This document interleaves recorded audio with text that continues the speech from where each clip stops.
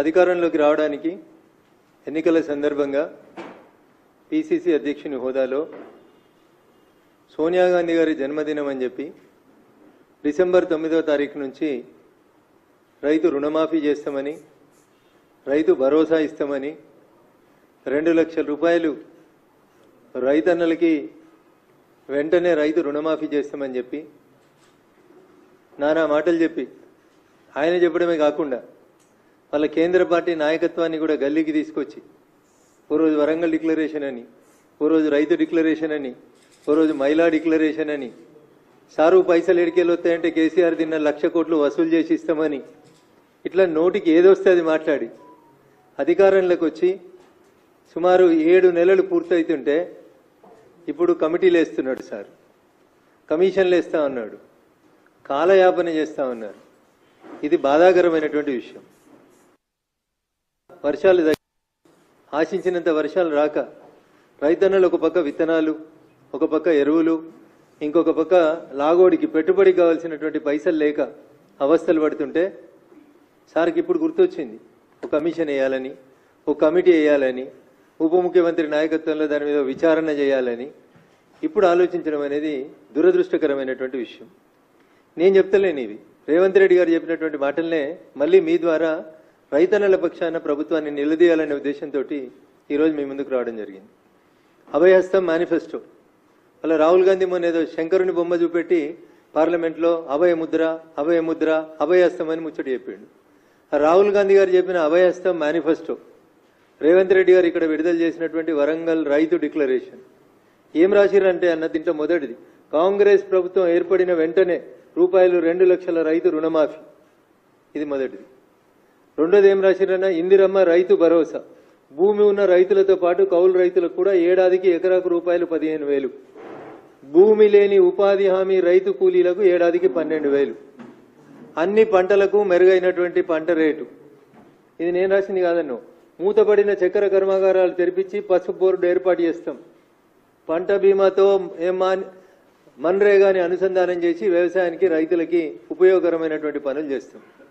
This is called Warangal రైతు declaration chapter 3 అభయహస్తం manifesto. గౌరవనీయులు పిసిసి అధ్యక్షుని హోదాలో రేవంత్ రెడ్డి గారు పుస్తకం రూపంలో ప్రకటించినటువంటి కాంగ్రెస్ మేనిఫెస్టోలో రైతులకు సంబంధించి వారు ఇచ్చినటువంటి హామీ ఏమన్నారు? ఇంకా డిసెంబర్ 9వ తారీఖు సోనియా గాంధీ గారి బర్త్డే, తెలంగాణ ఇచ్చిన తల్లి సోనియమ్మ పుట్టినరోజు డిసెంబర్ 9 కాబట్టి డిసెంబర్ 9 లోపు 2 లక్షల రూపాయల రైతు రుణమాఫీ చేస్తామన్నాడు. తెలంగాణ మీద గౌరవం లేదు, సోనియమ్మ మీద గౌరవం లేదు. ఆఖరికి వాళ్ళు పెట్టుకున్న రైతు భరోసా పేరేంది? ఇందిరమ్మ రైతు భరోసా. ఇందిరమ్మ పేరు మీద గౌరవం లేదు, సోనియమ్మ పేరు మీద గౌరవం లేదు, వరంగల్ రైతు డిక్లరేషన్ పేరు మీద గౌరవం లేదు. కాంగ్రెస్ పార్టీకి తాను ఇచ్చినటువంటి ఎన్నికల మేనిఫెస్టో మీద అంతకంటే గౌరవం లేదని చెప్పడానికి ఈ ఒక్క పేజీ చాలని నేను అనుకుంటా ఉన్నా. అందుకని ముఖ్యమంత్రి గారు ఆయన భాషలో చెప్పాలంటే పాలమూరు జిల్లాలో తొలుత అని చెప్తారు, ముఖ్యమంత్రి గారి భాషలోనే చెప్తా, నేను చెప్పింది కాదు. తొలుత ఆయన అన్నమాట, తొలుత తొలుత అంటే ఫస్ట్ అని అర్థం. అట్లా పాలమూరుల భాషలో జర అదొక పదంగా టిపికల్గా వాడతారు దాన్ని. దాంట్లో చెప్పిండు ఆయన. ప్రముఖ తెలుగు దినపత్రికలో వాళ్ళ నాయకుడు, ప్రస్తుత ఎల్ఓపి కాంగ్రెస్ పార్టీ లోక్సభ పక్ష నాయకుడు రాహుల్ గాంధీని పక్కన పెట్టుకొని ఆయన చెప్పినటువంటి మాట తొలుత రైతు రుణమాఫీ అన్నాడు. ఇంకా తొలుత రాలే, తొలకరు రాలే ఈయనకి, ఇంకా తొలకరు వర్షాలు ఎప్పుడు వస్తాయో తెలియదు ఈయనకు. తొలుత అంటే 9 నెలల. ఇవాళ డిసెంబర్ 7వ తారీఖు రోజు ముఖ్యమంత్రిగా ప్రమాణం చేసిండు. ఆయన భాషలో, వాళ్ళ పాలమూరు భాషలో ఆయనే చెప్పిన మాట తొలుత రైతు రుణమాఫీ. తొలుత పోయింది, 9 నెలలు అయితే పిల్లలు కూడా పుట్టే టైం వచ్చింది, కానీ తొలుత యాదికి వస్తలేదు రేవంత్ రెడ్డి గారికి. ఇప్పుడు ఉప ముఖ్యమంత్రి గారట, ఇంకో 4 మంత్రులట కమిటీ చేస్తారంట. My question is straight to the state government and honourable chief minister. Committee నివేదిక ఇచ్చిన తర్వాత మళ్ళీ ఈ డబ్బులు తెచ్చుకోవడానికి మళ్ళీ అడిగిపోతావు, ఏడికేళ్ళు అవుతాయి? ఎన్ని లక్షల కోట్లు వస్తాయి అసలు డబ్బులు? ఎన్ని లక్షల కోట్లు కావాలి రైతు రుణమాఫీకి? ఏమన్నా ఐడియా ఉందా మీకు? అసలు ఈ రాష్ట్ర ప్రభుత్వానికి అధికారంలోకి రావాలనే యావదప్ప, అడ్డగోలుగా మాట్లాడి అడ్డగైన హామీలు ఇచ్చి అధికారంలోకి రావడం తప్ప నిజంగా మీరు చెప్పినటువంటి ఏ ఒక్క మాటనన్నా, నేను ఒక అక్షరం తప్పు మాట్లాడితే ఏ శిక్షకైనా నేను సిద్ధం.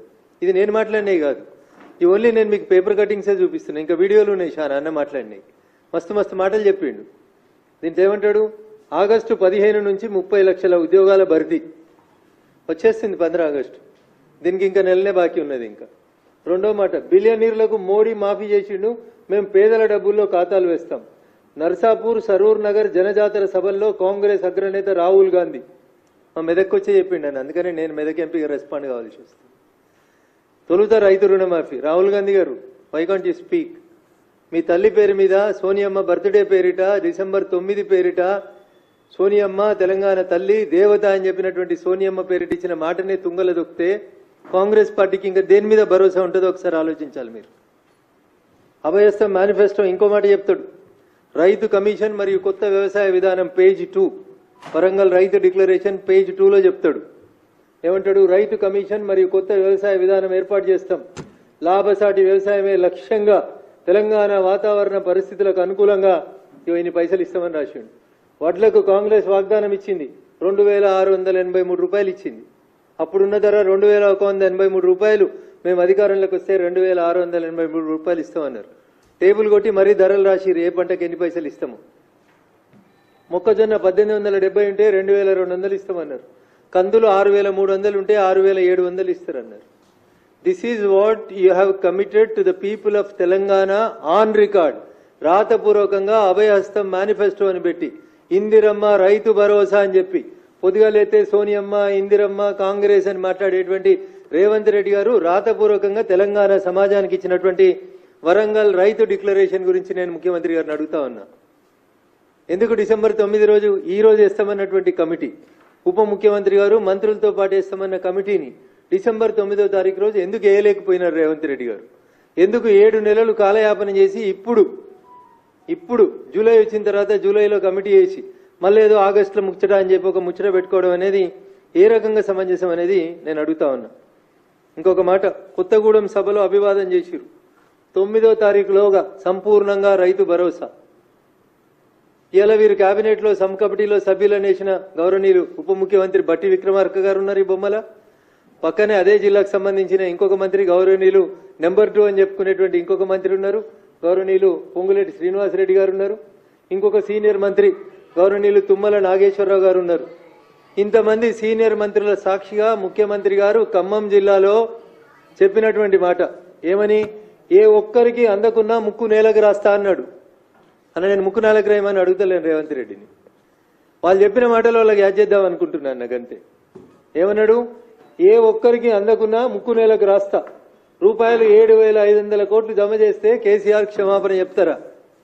ఈ పంచాయతీ కేసీఆర్ పంచాయతీ, రేవంత్ రెడ్డి గారి పంచాయతీ కాదు ఇది. తెలంగాణలో ఉన్న లక్షలాది రైతన్నలు అడుగుతున్నటువంటి ప్రశ్న. ఆయన ముక్కునాలకు రాస్తాడా? నువ్వు ముక్కునాలకు రాస్తావా? మాకొద్దు రేవంత్ రెడ్డి గారు. మీరు ఇస్తాన్న ఇందిరమ్మ రైతు భరోసా ఏది అని అడుగుతున్నారు రైతన్నలు. ఎవరు రాస్తారు? కొత్త స్తూపం కాడ రాస్తారా? పాత స్తూపం కాడ రాస్తారా? మనిషికో అమరవీరుల స్తూపం కట్టుకోరు కదా. ఎవరికి నచ్చిన స్తూపం కాడ ఇద్దరు వచ్చి ముక్కునాలకు రాస్తే బాగుంటుంది అనేది తెలంగాణ రైతన్నల నుంచి వస్తున్నటువంటి డిమాండ్. అన్న నేను అడుగుతలేను. నేను ఏడా కొత్తగూడెం జనజాతర సభ, కొత్తకోట, సీతాఫల్ మండి, ముషీరాబాద్ కార్నర్ మీటింగుల్లో సీఎం రేవంత్ రెడ్డి గారు చెప్పినటువంటి మాటలు. ఎన్ని మాటలన్నా ఇంకా ఇక వడ్డీ లేని రుణం. ఇదే కూడా నా సొంత కవిత్వం కాదన్న. ఇదంతా వారి నోటి నుంచి వచ్చినటువంటి ఆనిముత్యాలు, ప్రముఖ దినపత్రాల్లో పబ్లిష్ అయినటువంటి వార్తలు. ఏమంటాడు? ఇక వడ్డీ లేని రుణం 63 లక్షల మంది మహిళలకు మనిషికి 5 లక్షల రూపాయల బీమా అన్నాడు. నోటికి ఏదొస్తుంది అన్న, నోటికి ఏదొస్తుంది మాట్లాడండి సార్. ఏ ఒక్కటన్నా అమలైందేమో చూద్దాం ఒకసారి. పరేడ్ గ్రౌండ్స్లో 1,00,000 మంది మహిళలతో సభ. ఈ సభ అయిందో లేదో నాకు తెలియదు. ఈ 5 లక్షల ఇన్సూరెన్స్ వచ్చిందో లేదో తెలియదు. రైతులను అట్లా వంచిచ్చిర్రు, మహిళల్ని ఇట్లా పంపించిర్రు. ఇంకా ముఖ్యమంత్రి అయిన తెల్లారి మంచి మంచి పేపర్లు అందరిని పిలుచుకొని ముచ్చట పెట్టిండు అన్న. మేమిచ్చిన 6 గ్యారంటీలు నెల లోపల అమలు చేస్తాం. నేను చెప్పలేదు. ఇది కూడా పేపర్లో ముఖ్యమంత్రి కాగానే తెల్లారి అందరిని పిలుచుకొని మంచిగా ప్రెస్ మీట్ పెట్టిండు. గ్యారంటీల అమలు నెలలోగా అమలు, గ్యారంటీ హామీలు నెలలోగా అమలు. అంటే ఏ నెల అనేది నాకు ఇంకా అర్థమైతలేదు. నెలలోగా అమలు అంటే డిసెంబర్ 9 అనుకుర్రు రైతులు. ఈయన నెలలోగా అమలు అంటే ఈ డిసెంబర్ 24, 25 లేకపోతే మళ్ళీ వచ్చి ఎన్నికలు వచ్చినప్పుడు వచ్చే డిసెంబర్ అయిందనేది నాకు తెలియదు. ఇంకా మా దగ్గర జహీరాబాద్కి వచ్చిండు, వచ్చే మాట చెప్పిండు. పంట రుణం ₹1 కట్టొద్దు అన్నాడు. ఎవరైనా 1,00,000 కడితే పోయి అర్జెంటుగా మళ్ళీ 2 లక్షలు తెచ్చుకోరి 2 లక్షలు మాఫీ చేస్తానని. అధికారంలోకి రాగానే ₹2,00,000 రుణమాఫీ చేస్తాం. కాంగ్రెస్లో చేరేందుకు మాజీ మంత్రి చంద్రశేఖర్ సుముఖత.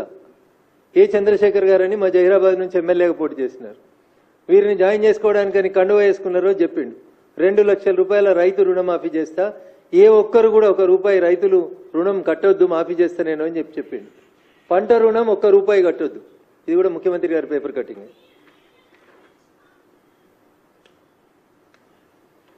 9లోగా సంపూర్ణంగా రైతు భరోసా. 8వ తేదీ నాటికి రైతు భరోసా పూర్తి. 8వ తేదీ ఒకరోజు ముందే జరిపి చెప్పిండు. ఇప్పుడేమంటుండు మళ్ళా? లక్ష్మీ నరసింహ సాక్షిగా చెప్తున్నా, లక్ష్మీ నరసింహస్వామి దేవుని సాక్షిగా చెప్తున్నా. ఏమని? ₹2,00,000 రుణమాఫీ చేస్తా 15 ఆగస్టులోగా అన్నాడు మొన్న ఎంపీ ఎలక్షన్లలో. అసెంబ్లీ అయిపోయిందన్న, పార్లమెంట్కి వచ్చినాక మళ్ళీ మాట మార్చిండన్న. డిసెంబర్ 9 పోయింది, సోనియమ్మ బర్త్డే పోయింది. ఇప్పుడు యాదగిరిగుట్ట లక్ష్మీ నరసింహస్వామి యాదికి వచ్చిండు అన్నకి. భువనగిరిలో గెలిపిస్తే ₹2,00,000 15 ఆగస్టు లోపల రైతు రుణమాఫీ చేస్తా అని లక్ష్మీ నరసింహస్వామి పేరు తీసుకొని ఒట్టు పెట్టుకున్నాడు. ఏ ఊరికి వస్తే ఆ ఊరికి. మా మెదక్కి వచ్చిండు వాళ్ళ క్యాండిడేట్ నామినేషన్కి. ఏడుపాయల దుర్గమ్మ తల్లి మీద ఒట్టేసి చెప్తున్నా 15 ఆగస్టులో మాఫీ చేస్తా అన్నాడు. వరంగల్ పోయిండు, సమ్మక్క సారలమ్మ సాక్షిగా మాఫీ చేస్తా అన్నాడు. మాఫీకి పైసలు ఎడినాయో చెప్పమంటే ఇప్పుడు కమిటీ వేసి దాని మీద విచారణ చేస్తా, ఎవరికి ఇసాలే ఎవరికి ఇవ్వకూడదు అంటున్నాడు. సార్, వ్యవసాయం చేసే ప్రతి భూమికి, వ్యవసాయం చేసే ప్రతి భూమికి, రియల్ ఎస్టేట్ చేసే భూములకు ఇవ్వకు, లేఅవుట్ అయిన భూములు ఇవ్వకు, కొండలు గుట్టలు రాళ్ళు రప్పలుండి కేవలం టైటిల్ ఉన్నటువంటి బుక్కులుండి వ్యవసాయం జరగనటువంటి భూములకు ఇవ్వు. కానీ 2 ఎకరాలకి ఇవ్వాలన్నా, 5 ఎకరాలకి ఇవ్వాలన్నా, 10 ఎకరాలకి ఇవ్వాలన్నా అని ఒక కొత్త కార్యక్రమం పెట్టి, నేను చాలా స్పష్టంగా చెప్తా ఉన్నా భారతీయ జనతా పార్టీ పక్షాన, ఏ రైతు పొలం దున్నుతున్నాడో, ఏ భూమిలో అయితే పంట పండుతుందో అది ఎన్ని ఎకరాలు ఉన్నా ఇర్రెస్పెక్టివ్, 5 ఎకరాలు 10 ఎకరాలు 9 3 6 ఎంతున్నా సరే మనం ఇచ్చేది రైతుకి భరోసా. కాబట్టి ఎన్ని ఎకరాలు వ్యవసాయం చేస్తే అన్ని ఎకరాల వ్యవసాయ భూములకి రైతు భరోసా ఇయ్యి అని చెప్పి డిమాండ్ చేస్తా ఉన్నాం. మీరు చెప్పుర్రి 2 ఎకరాలు ఇవ్వమంటారా, మీరు చెప్పుర్రి 5 ఎకరాలు ఇవ్వమంటారా అని మళ్ళీ క్వశ్చన్స్ అడగొద్దు. ఎలిజిబుల్ ఉన్న ప్రతి రైతుకి, భూమి ఉన్న ప్రతి రైతుకి ఎన్ని ఎకరాల భూమి ఉంటే అన్ని ఎకరాలకి రైతు భరోసా ఇవ్వండి. కొండలు గుట్టలు రియల్ ఎస్టేట్లు ఆల్రెడీ హెచ్ఎండిఏ లేఅవుట్లుగా కన్వర్ట్ అయినటువంటి వ్యవసాయం నుంచి వ్యవసాయేతరానికి మారినటువంటి భూములకు మాత్రం ఇవ్వద్దు అనేది చెప్పొచ్చు కదా. 100% మేము పార్టీగా చెప్పడానికి ఎలాంటి సంకోచం లేదు.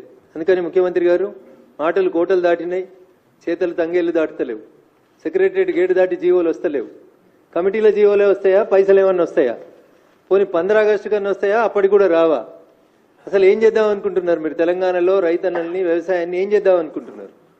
వానలు సరిగా పడతలేవు, రైతులు ఇబ్బంది పడుతున్నారు, ఎరువులు లేవు, విత్తనాలు లేవు. ఆఖరికి నిన్న మీరు కమిటీలు వేసిన 3 మంత్రులున్న ఖమ్మం జిల్లాలో ఒక రైతు ఆత్మహత్య చేసుకున్నాడు. తిరిగి తిరిగి తిరిగి తిరిగి ఎవరు రెస్పాండ్ కాకపోతే రైతు ఆత్మహత్య చేసుకున్నాడు.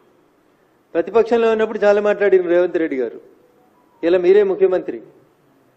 ఒక రైతు లైవ్లో పురుగుల మందు దాగి తన భూమిని ఆ గ్రామంలో ఉన్న కొంతమంది మీ పార్టీకి సంబంధించినటువంటి నాయకులు కబ్జా చేస్తున్నారని ఇబ్బంది పడుతూ ఆత్మహత్య చేసుకుంటే ఇంతకంటే బాధాకరమైనటువంటి విషయం ఇంకొకటి ఉండదు.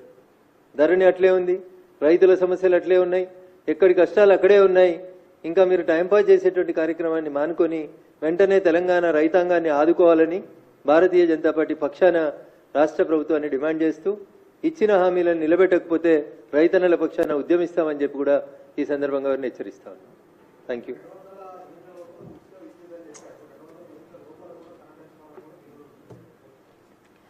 సో ముందుగా రేవంత్ రెడ్డి గారు అనేటువంటి తెలంగాణ రాష్ట్ర ముఖ్యమంత్రి గారికి పరిపాలన మీద ఇంకా పట్టు రావట్లేదు. సమస్యల మీద అవగాహన లేదా అంటే అవగాహన ఉందనే చెప్తాడు. నాకంటే ఎక్కువ ఎవరికి తెలుస్తుంది? 4 మేస్త్రీలు పెట్టుకుంటే నేనే గుంపు మేస్త్రిని అవుతా అని చెప్తాడు. మరి ఆ గుంపు మేస్త్రి గారికి కింద గైడెన్స్ ఇస్తున్న వాళ్ళు ఎందుకు కరెక్ట్ గైడెన్స్ ఇస్తలేరో నాకు తెలియదు. 200 యూనిట్లు అంటే క్లియర్ కనబడుతుంది. 1 నుంచి 200 యూనిట్లు కాని వాళ్ళందరికీ ఫ్రీ ఇవ్వాలి. దానికి పెద్ద క్యాలిక్యులేటర్లు, కంప్యూటర్లు, సోనియమ్మలు, రాహుల్ గాంధీలు, ఆక్స్ఫర్డ్లో చదువుకున్న మేధావులు అవసరం లేదు. ఎవరికైనా ఏ ఇంటికి అయినా ఎన్ని యూనిట్లు కాలిందో ఆడ మీటర్ చూసి చెప్తారు. కాబట్టి 200 ఇస్తామని చెప్పారు, 200 యూనిట్లకు కూడా ఇవ్వకపోవడం అనేది దురదృష్టకరం. వీళ్ళ అడుగులు తడబడుతున్నాయి. కేవలం అధికారంలోకి రావడానికి ఆగమాగం మాట్లాడిర్రు, నోటికొచ్చింది మాట్లాడినరు. ముందు గద్దెనెక్కితే గద్దెనెక్కినాక తెడ్డు తగిలేయచ్చని ఓడదాటిదాకా ఓడమల్లన్న, ఓడదాటినాక బోడమల్లన్న అనేటువంటి రీతిలో పనిచేసారు రేవంత్ రెడ్డి గారు తప్ప నిజాయితీగా తెలంగాణ సమాజం మేలుని ఆకాంక్షల్ని కోరుకుంటే మాత్రం ఎద్దేడ్చిన వ్యవసాయం, రైతు ఏడ్చిన రాష్ట్రం బాగుపడదు అనే ఒక నానుడు ఉంటుంది. కాబట్టి వెంటనే రైతన్నల సమస్యల పట్ల స్పందించాలని ఈ రాష్ట్ర ప్రభుత్వాన్ని మేము డిమాండ్ చేస్తాం.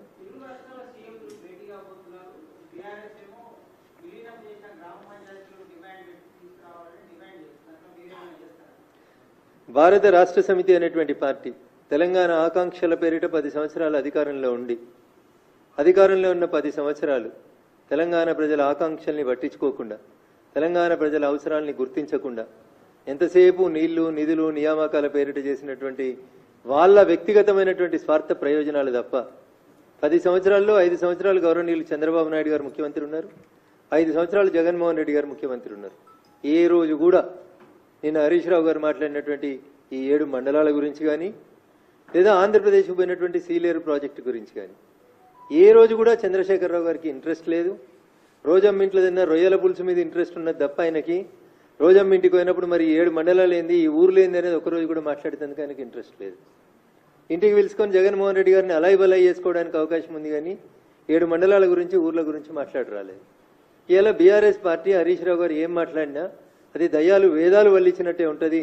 ఒకరోజు కాదు మీరు ఈ రాష్ట్రాన్ని పాలించింది, 10 సంవత్సరాలు మీరు ఈ రాష్ట్రాన్ని పరిపాలించారు.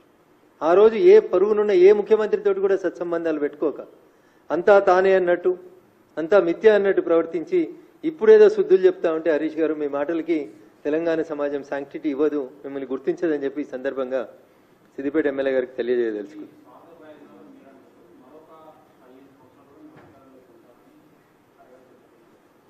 ఇంకొక 15 రోజులకి అసెంబ్లీ బడ్జెట్ సెషన్లు స్టార్ట్ అవుతాయి. అప్పటిదాకా ఇంకో 15 మంది పోకుండా కాపాడుకుంటే చంద్రశేఖరరావు చాలా గొప్పవాడు.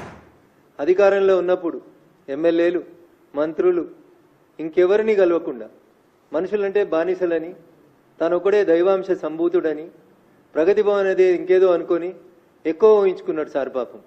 ఇప్పుడు తప్పనిసరి పరిస్థితులలో ఎంపీటీసీలతోటి, సర్పంచులతోటి, ఆఖరికి గ్రామ కమిటీ అధ్యక్షులతో కూడా ఫోటో దిగి బిడ్డ నేనున్నా అని బతిలాడుకునేటువంటి దుస్థితికి తెచ్చుకున్నాడు చంద్రశేఖరరావు గారు. 15 సంవత్సరాలు మర్చిపోండి.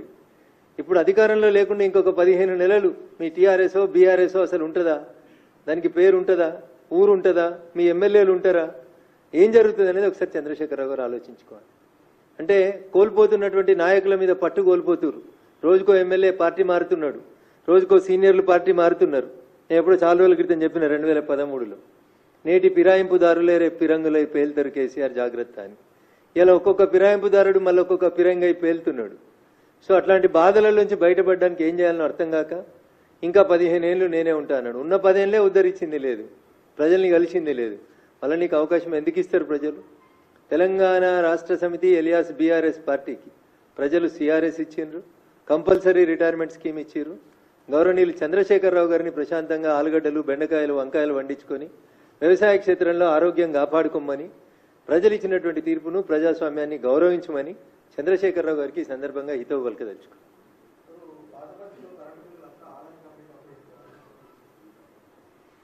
అనా చంద్రశేఖరరావు గారి అడుగులు ఎట్లా పడ్డాయో అంతకంటే భయంకరంగా రేవంత్ రెడ్డి గారి అడుగులు పడతా ఉన్నాయి. నువ్వు బిల్లులు వసూలు చేస్తావా, ఏదైనా ఏజెన్సీకి ఇస్తావా అనడానికి సంబంధించి రాష్ట్ర ప్రభుత్వం దగ్గర ఏమన్నా ఐడియా ఉందా? పాత బస్తీని ఆదానికి ఇచ్చుడు ఏందన్నా? రిధం కోసం మాట్లాడి, ఎత్తి ప్రాసల కోసం మాట్లాడి, మమ్మల్ని బదనాం చేయడం కోసం మాట్లాడడానికి టెండర్ పిలిచినవా? టెండర్ పిలిచే ఏ సెగ్మెంట్లు పిలిచినావు? డివిజన్ వైజ్ పిలిచినవా? ఎస్సీ గారి పరిధి పిలిచినవా? లేదా ఒక అసెంబ్లీ కాన్స్టిట్యున్సీ పరిధి పిలిచినవా? అసలు ఏం చేస్తుంది రాష్ట్ర ప్రభుత్వం అనే ఐడియా ఉందా వాళ్ళకి? ఓల్డ్ సిటీ మీద ఐడియా లేదు, న్యూ సిటీ మీద ఐడియా లేదు, మెట్రో మీద ఐడియా లేదు, కరెంటు బిల్లుల మీద ఐడియా లేదు, ఇందిరమ్మ రైతు భరోసా మీద లేదు, సోనియమ్మ రైతు రాజ్యం మీద లేదు. అసలు వాళ్ళకి ఇదేముందన్నా? ఎంతసేపు అధికారాన్ని కాపాడుకోవడం. 5 రోజులు ఉంటాడా? ఎవరు పిసిసి అధ్యక్షుడు అనేది డిసైడ్ కావడానికి 5 రోజులు ఢిల్లీలో కాలయాపన వచ్చింది. కానీ ఇందిరమ్మ రైతు భరోసా కోసం మాట్లాడేందుకు అవకాశం లేదు ఆయనకి. రాహుల్ గాంధీని అడగనుంటివి మరి 1,00,000 కోట్లు వసూలు చేద్దాం కేసీఆర్ దగ్గర అని చెప్తేవి కదా. మరి 5 రోజులు ఉన్నావు కదా. ఎవరిని మంత్రి చేద్దాం, ఎవరిని పిసిసి ప్రెసిడెంట్ చేద్దాం అనడానికి గడిపిన 5 రోజులలో 5 గంటలు మరి సోనియమ్మ పేరు మీద పెట్టినాం, ఇందిరమ్మ పేరు మీద పెట్టినాం రైతు భరోసా. దాని వైపు మన అడుగులు ఎట్లుండాలని ఏమన్నా చర్చ జరిపిర్రా అన్న? ఎంతసేపు రాజకీయం తప్ప ఇంకొకటి లేదు. కేబినెట్ ఎక్స్పాన్షన్ చేయడాన్ని మేము వ్యతిరేకిస్తలేం.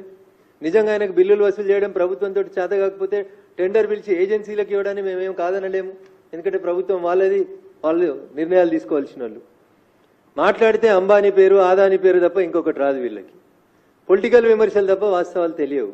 ఎందుకు కరెంటు బిల్లు వసూలు చేయడం తెలంగాణ ప్రభుత్వంతో కాదట్నా? ఎందుకు అంబానీ ఎందుకు మధ్యలో?